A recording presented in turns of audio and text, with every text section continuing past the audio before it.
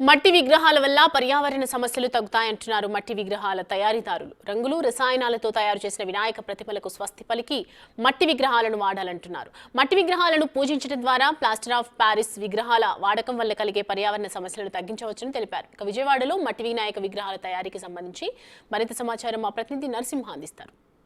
ప్రతి ఒక్కరూ కూడా మట్టి విగ్రహాల పట్ల ఆకర్షితులు అవుతున్నారు. ప్రస్తుతం మనం చూపిస్తున్నవి అన్నీ కూడా మట్టి విగ్రహాలు, వివిధ ఆకృతుల్లో ఉన్నటువంటి గణనాథుల్ని ప్రస్తుతం మనం చూడొచ్చు. ప్లాస్టర్ ఆఫ్ ప్యారిస్ విగ్రహాల తయారీకి సంబంధించి ఖర్చు వగైరా అత్యధికంగా ఎక్కువ ఉంటుంది, కానీ రసాయనాలు కూడా ఎక్కువ ఉంటాయి. కాబట్టి ప్రస్తుతం ఈ విగ్రహాలకు సంబంధించి ఎటువంటి కెమికల్స్ కూడా ఉండవు, ప్యూర్ మట్టితో తయారు చేసినటువంటి విగ్రహాలు. ప్రస్తుతం మనతో పాటు నిర్వాహకులు ఉన్నారు.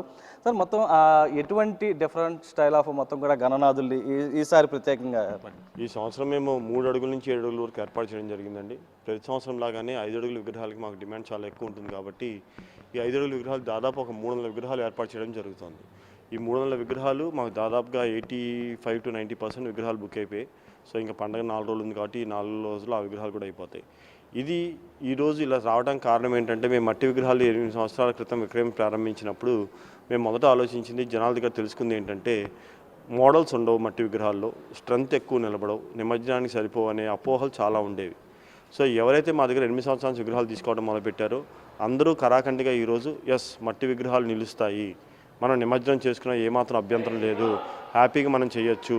అలాగే దాంతోపాటుగా మేము 5 అడుగుల్లోనే దాదాపుగా 18 రకాల మోడల్స్ తీసుకురావడం జరిగిందండి.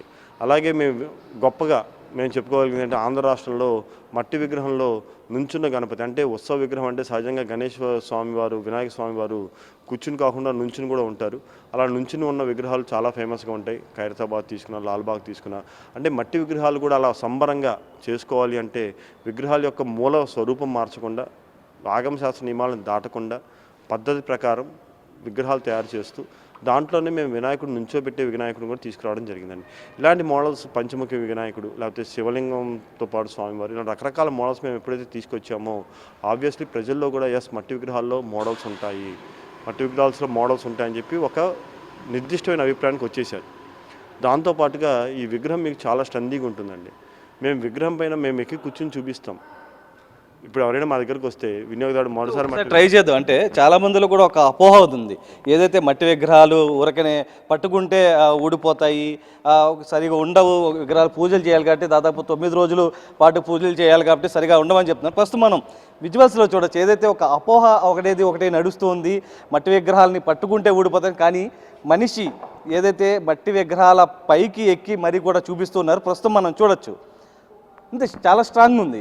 మనని మోసే భూమి స్ట్రాంగ్గా ఉండక ఎలా ఉంటుందండి? భూమిపైన నడుస్తున్నాం, అందులో నుంచి మట్టి తీసి విగ్రహం తయారు చేసాం, ఖచ్చితంగా స్ట్రాంగ్గానే ఉంటుంది.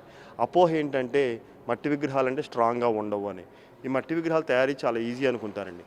ఇది చాలా చాలా చాలా శ్రమతో కూడిన పద్ధతి. కాబట్టి ఈజీ ఆఫ్ డూయింగ్ కోసం ప్లాస్టర్ ఆఫ్ ప్యారిస్కి వెళ్ళారు తప్పితే ఇంకో రకంగా కాదు.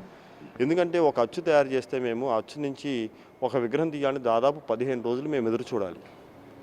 మట్టి, చెరువు మట్టి తీసుకుని దాన్ని బాగా పిసికి దాంట్లో కొబ్బరి పీచు యాడ్ చేసి దాంతోపాటు జనపనార పెట్టి డైలో పెట్టి, అంటే అచ్చులో పెట్టి ఆ మోల్డ్లోంచి విగ్రహం తీయడానికి మాకు 1 వారం రోజులు మినిమం ఒక స్టాచ్యూకి పడుతుంది. విజయదశమి ప్రారంభిస్తే నెక్స్ట్ వినాయక చవితికి విగ్రహాలు తయారీ పూర్తవుతుంది మాకు. సో మట్టి విగ్రహం తయారీ చాలా శ్రమతో కూడుకున్న పని కాబట్టి అందరూ దీని నుంచి దూరంగా వెళ్ళిపోయారు. కానీ ఆగమశాస్త్ర నియమం ప్రకారం తీసుకుంటే మట్టి విగ్రహం తప్పితే మట్టి, పంచలోహాలు అంటే బంగారం, ఎత్తడి, వెండి, రాగి, దాంతోపాటు రాయి అంటే రాతి విగ్రహం, చెక్క, శుద్ధ మాత్రమే వాడాలి విగ్రహాలకి. ఈ రోజులు అలా కాకుండా కేవలం అందరూ ఏం చేస్తున్నారంటే కేవలం ప్లాస్టర్ ఆఫ్ ప్యారిస్ తీసుకొని ఆ విగ్రహాలు తయారు చేస్తున్నారు. ఈ రోజుల్లో మేము గర్వంగా చెప్పచ్చండి, భూమి ఆర్గానిక్ సంస్థ యొక్క నిర్వాహకుడిగా నేను చెప్తున్నాను, దాదాపుగా ఆంధ్ర రాష్ట్రంలో ఇంత పెద్ద మొత్తంలో విగ్రహాలు ప్లాస్టర్ ఆఫ్ ప్యారిస్ వాళ్ళ దగ్గర కూడా ఉండవు. అంటే మరొక విగ్రహం వద్ద ట్రై చేద్దాం. అంటే మామూలుగా ఏంటంటే అపోహ అనేది ఇంకా చాలా వరకు ఉంటూనే ఉంటుంది. అంటే మట్టి విగ్రహాలకు సంబంధించి ప్రస్తుతం మరొక విగ్రహం కూడా టచ్ చేస్తూ ఉన్నారు, దాని పైకెక్కే విధంగా కూడా చూస్తున్నారు. మొత్తం చూడచ్చు, దాన్ని లాగుతున్నారు, చేస్తూ ఉన్నారు. కానీ ఎక్కడా కూడా ఒక చిన్న పిచ్చు కూడా ఓడనటువంటి పరిస్థితి. దాని పైన కూడా కూర్చుంటున్నారు, పక్క దాని మీద బ్యాలెన్స్ చేసుకొని మరీ కూడా ఎక్కారు, కానీ ఏం కాలేదు. ప్రస్తుతం అంటే ఎన్ని అడుగుల మేర వరకు కూడా ఇట్లాంటివన్నీ ఉంటాయి సార్ మొత్తం? సార్, యాక్చువల్గా ఎత్తు అనే నియమం మైండ్లోంచి తీసేయాలి. ఎత్తు అనే నియమం మాకు ఎన్ని అడుగుల విగ్రహం అనే దానికన్నా మీ విగ్రహం మంచి విగ్రహం కాదా అవునా కాదా అనేది మనుషులు నిర్ణయించుకోవాలి. నాకు 10 అడుగుల విగ్రహం గొప్ప పెట్టంటే అది గొప్ప కాదండి. మీరు ప్లాస్టర్ ఆఫ్ ప్యారిస్తో మన ఆగమ శాస్త్ర నియమంలో ప్లాస్టర్ ఆఫ్ ప్యారిస్ అనేది లేదు.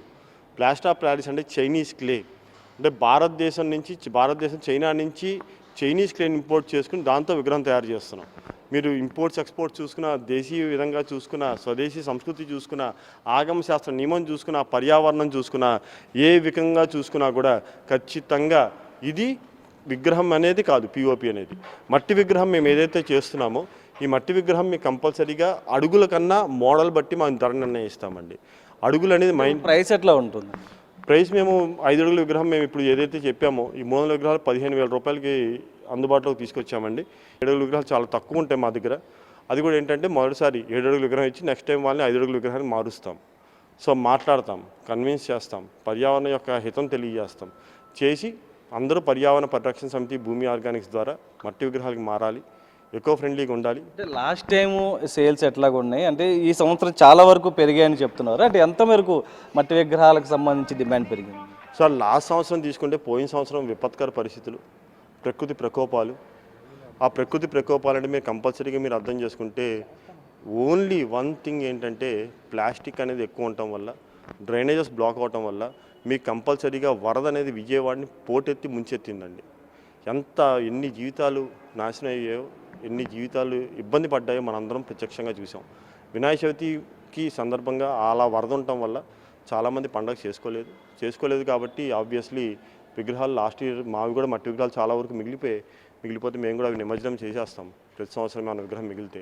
సో ఈ సంవత్సరం ఏంటంటే లాస్ట్ ఇయర్ పండుగ చేసుకునే వాళ్ళు ఈ సంవత్సరం చేసుకుంటున్నారు కాబట్టి ఇంకా ఎక్కువ రెట్టించిన ఉత్సాహంతో చేసుకుంటున్నారు కాబట్టి సహజంగా ఈ సంవత్సరం బాగుందని బలంగా విశ్వసిస్తున్నాను. అయితే ఇది నిర్వాహకులు చెప్తున్న దాని ప్రకారం కూడా ఏదైతే మట్టి విగ్రహాల పట్ల సేల్స్ కూడా పెరిగాయని చెప్తున్నారు. దాంతోపాటు ప్రధానంగా ఏదైతే మట్టి విగ్రహాలకు సంబంధించి చిన్న అపోహ ఉంది, ఆ అపోహకు సంబంధించి ఏదైతే పట్టుకుంటే ఊడిపోతాయి అన్న అపోహను కూడా ప్రస్తుతం నిర్వాహకులు చూపించినటువంటి పరిస్థితి. ప్రస్తుతం దీని డిమాండ్ కూడా పెరిగిన నేపథ్యంలో కూడా మట్టి విగ్రహాలుగా సేల్స్ కూడా పెరిగినటువంటి పరిస్థితి. సాయితో నరసింహ, బిగ్ టీవీ, విజయవాడ.